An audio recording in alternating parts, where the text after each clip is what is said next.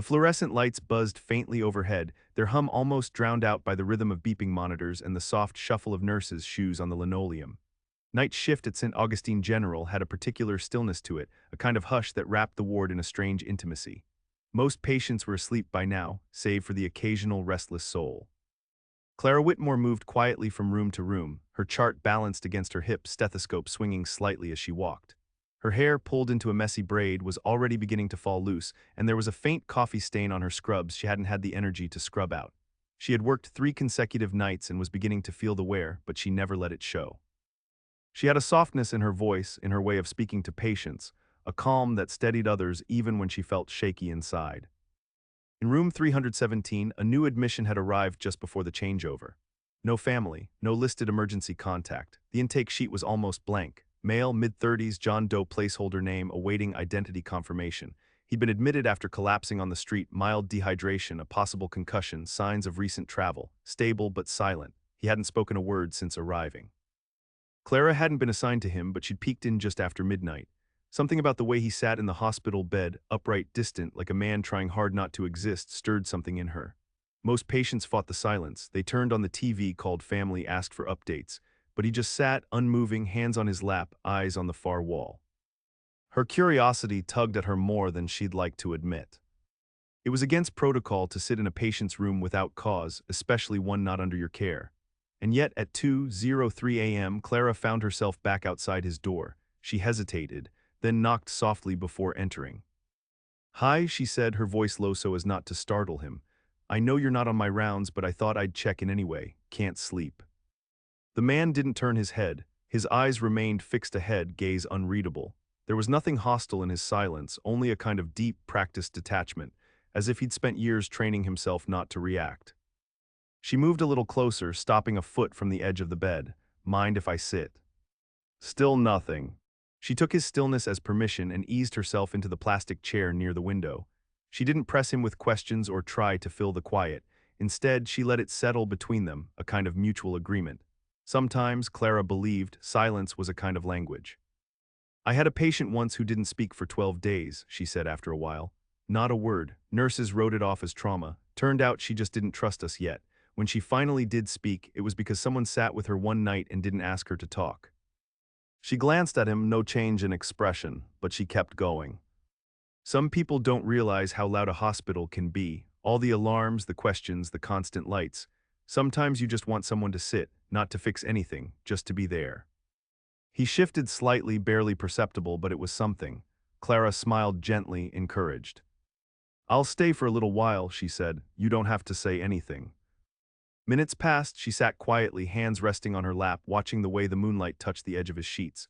She didn't know what compelled her to return each night after that. There was no logical reason. The chart said he was stable. He wasn't her patient, but something in him, his silence, the way he carried pain like it was etched into his skin, reminded her of someone she had loved and lost. Her brother, maybe. Or maybe just a younger version of herself, who used to sit quietly on a porch swing and pray for someone to notice her grief. The truth was, Clara didn't know what she was doing. She just knew she couldn't walk past room 317 without stopping in. On the 4th night, he finally looked at her, just once. His eyes flicked to hers for a second. It wasn't much, but it stopped her heart. She didn't know his name. She didn't know that 2 floors above, in a sealed conference room, the hospital board had been whispering about a silent investor.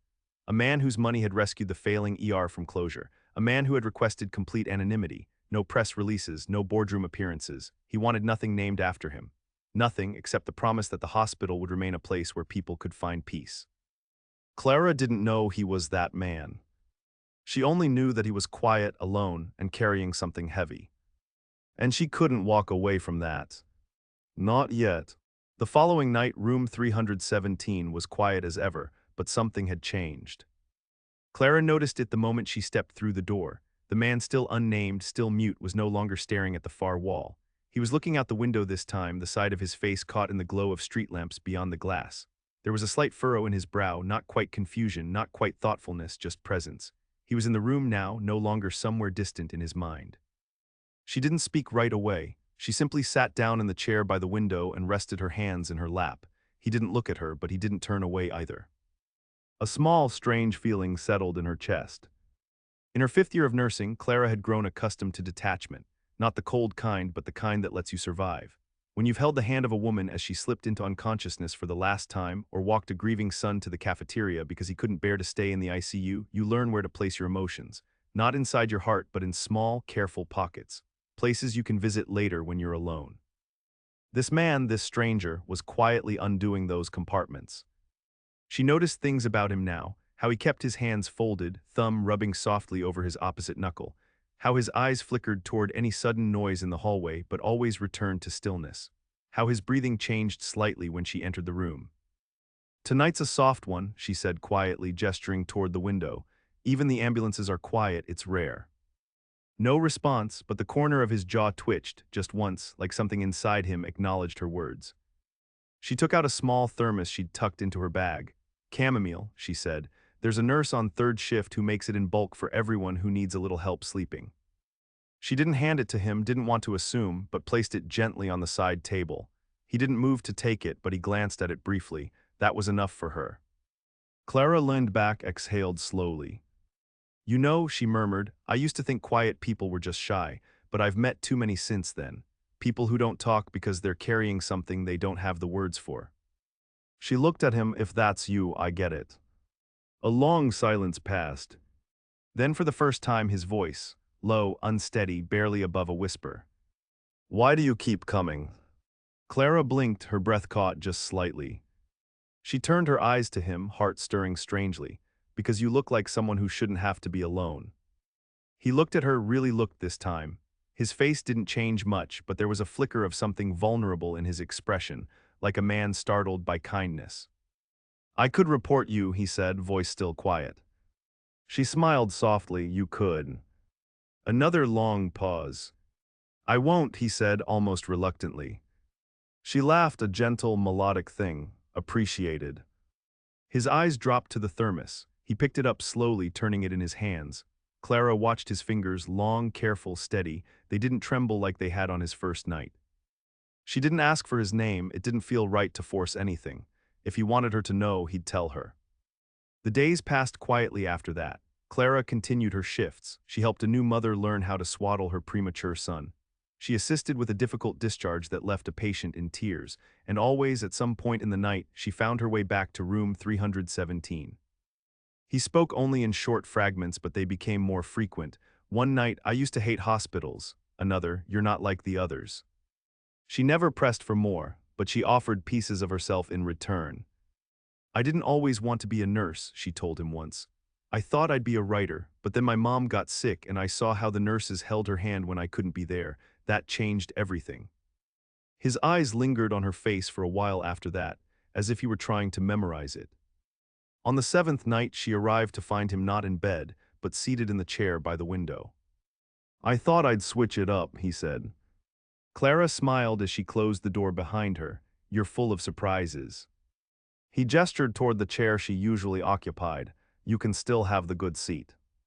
She chuckled, moved to sit beside him. For a while they just watched the streetlights together. Then he said, "My name is Malcolm." She turned her head slowly, eyes meeting his. "I'm Clara," she replied. "I know," he said. "I asked a nurse your name yesterday. She told me you weren't even assigned to me." Clara folded her hands in her lap. "I was." He looked at her not with suspicion but something gentler. "So why are you here?" She hesitated, then with a quiet honesty that startled even herself, she said, "Because I see something in you I recognize, and I couldn't ignore that." Malcolm turned his gaze back to the window and they sat in silence again, but it was no longer a void. It felt like the beginning of something. What Clara didn't know, what he wouldn't tell her yet, was that he'd come here to disappear. He'd signed the investment contract under a false identity, made an anonymous contribution, then vanished from his world entirely. No one at the hospital knew his full name. That was how he wanted it. Until now. Because somehow, through the smallest acts, T left untouched, words softly spoken, silence honored, she had found him. And though he didn't know it yet, he was starting to want to be found. Malcolm didn't mean to stay. The plan had been simple: disappear into anonymity for a while, wait for the hospital to stabilize under his investment, then quietly re-emerge on the other side of the country where no one knew his name or what he'd done with it. But each night that Clara appeared, hair a little looser, shoes scuffed from hours on her feet, voice warm despite the exhaustion, his resolve frayed.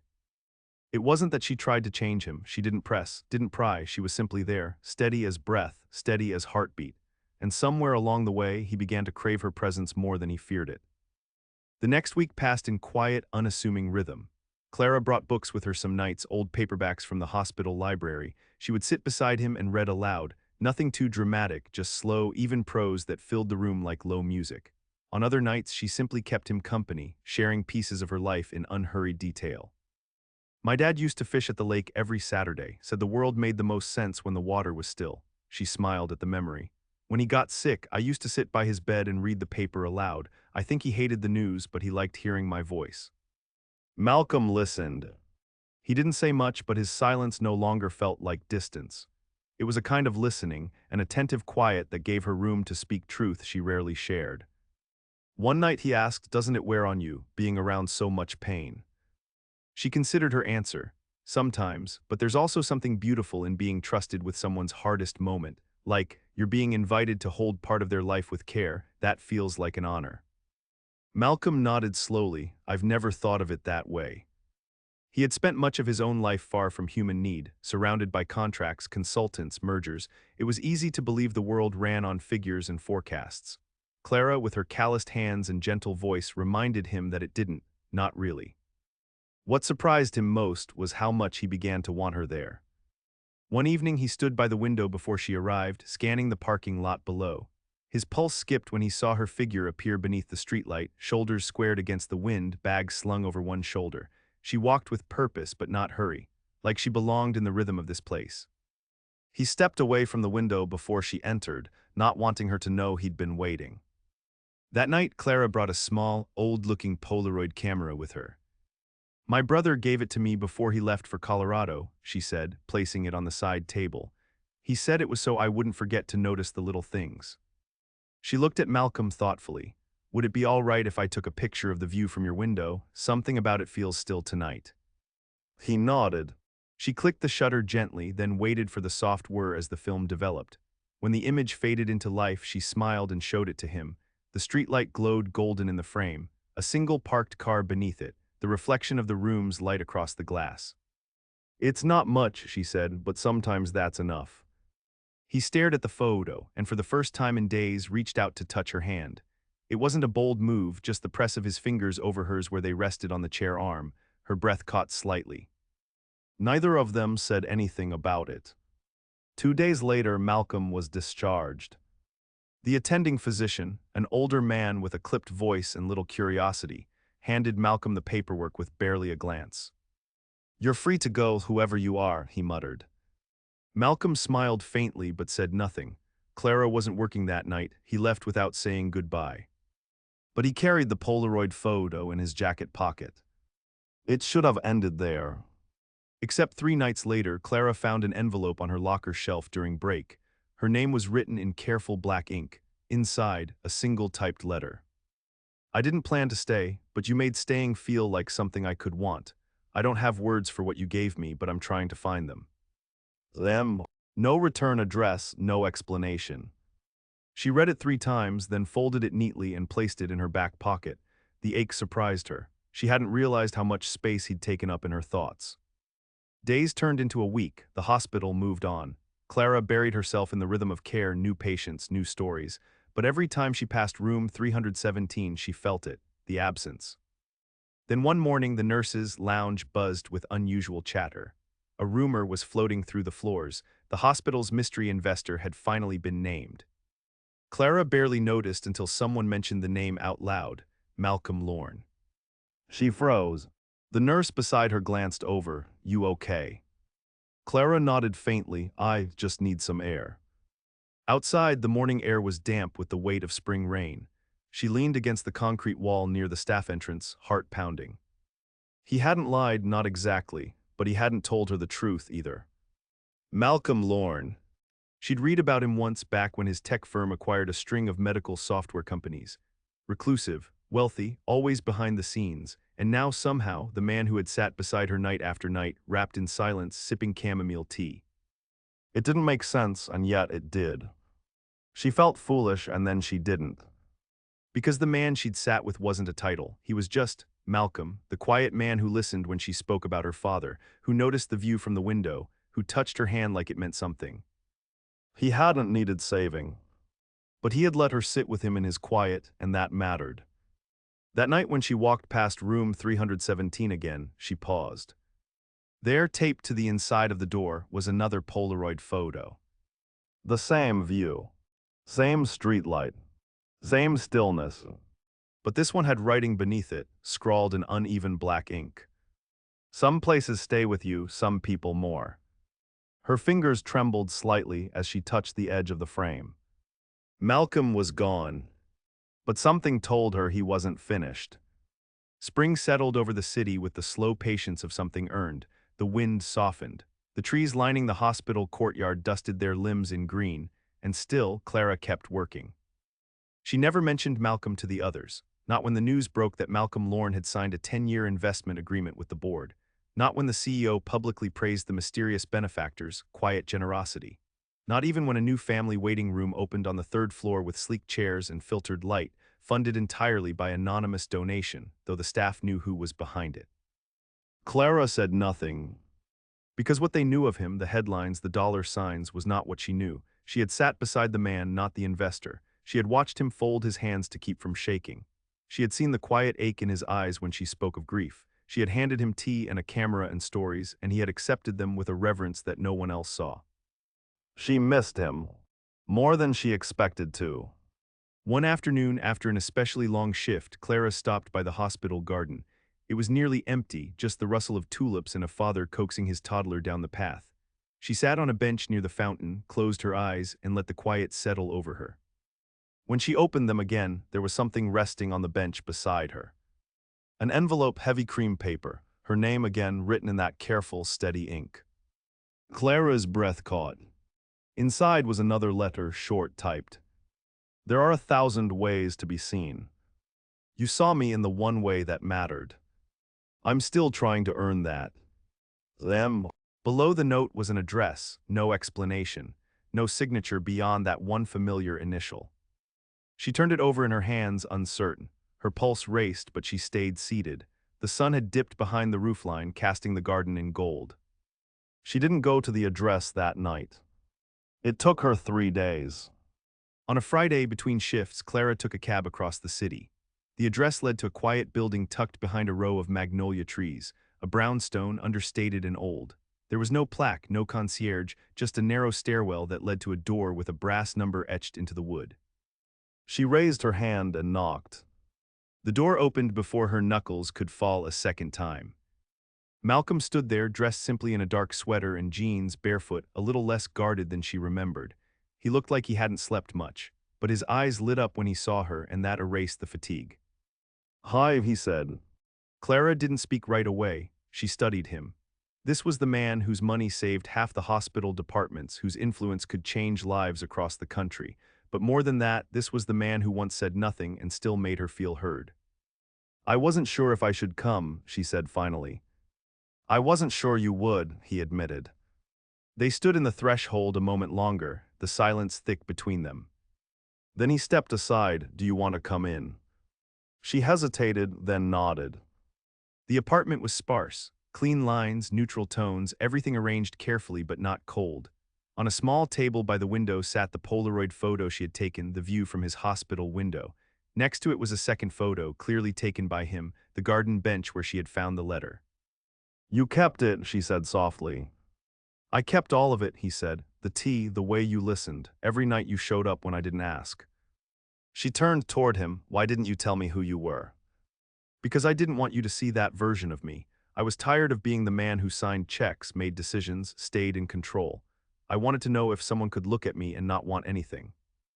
"I didn't want anything," Clara said, "just to sit with you." "I know, that's why I'm here. That's why I couldn't leave it alone."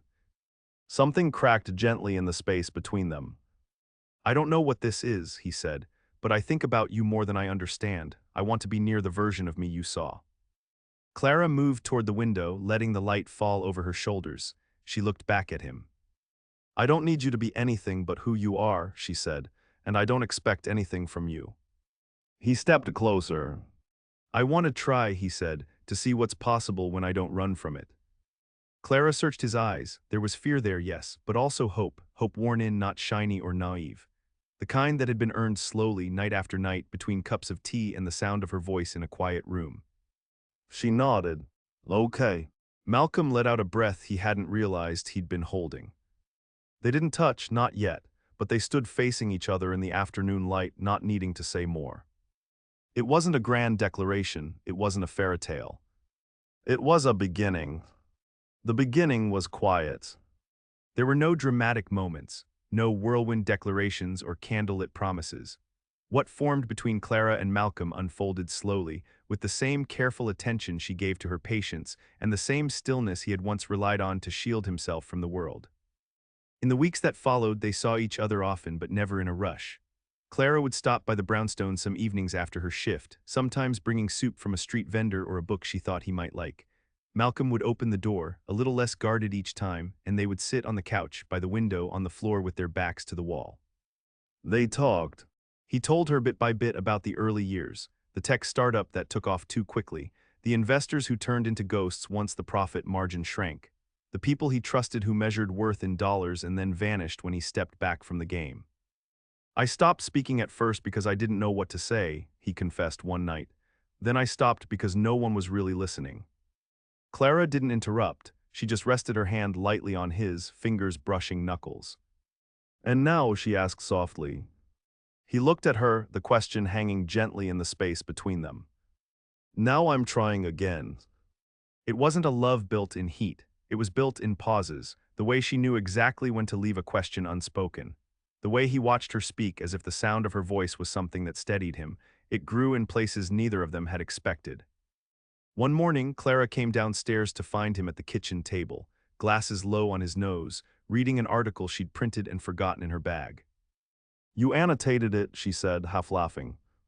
I wanted to understand it, he replied. It matters to you.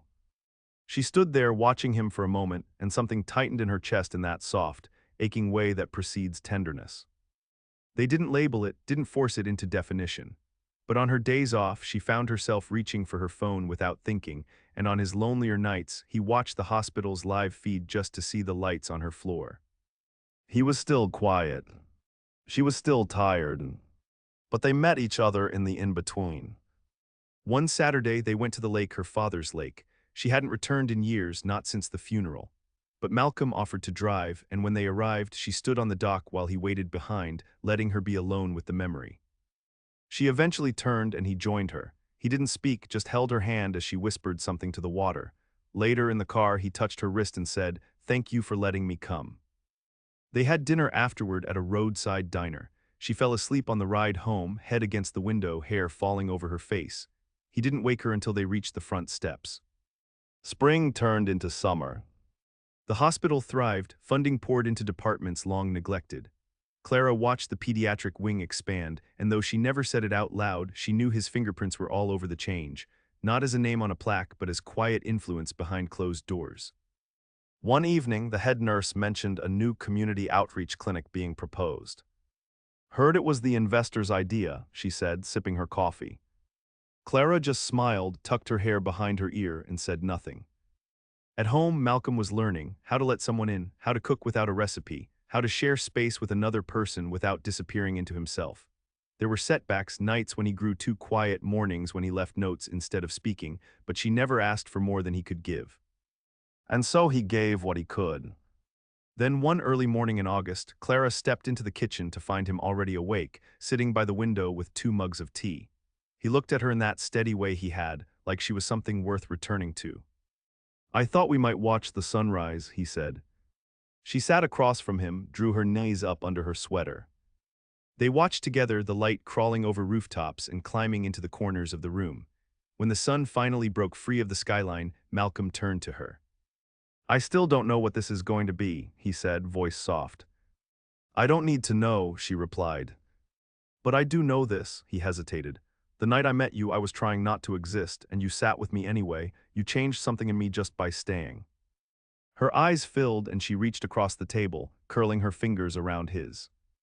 You didn't need saving, she whispered. You just needed someone to see you. He nodded. You saw me. The sun rose higher. And in that room, full of morning light and quiet promises, two people who had once lived behind silence found something new.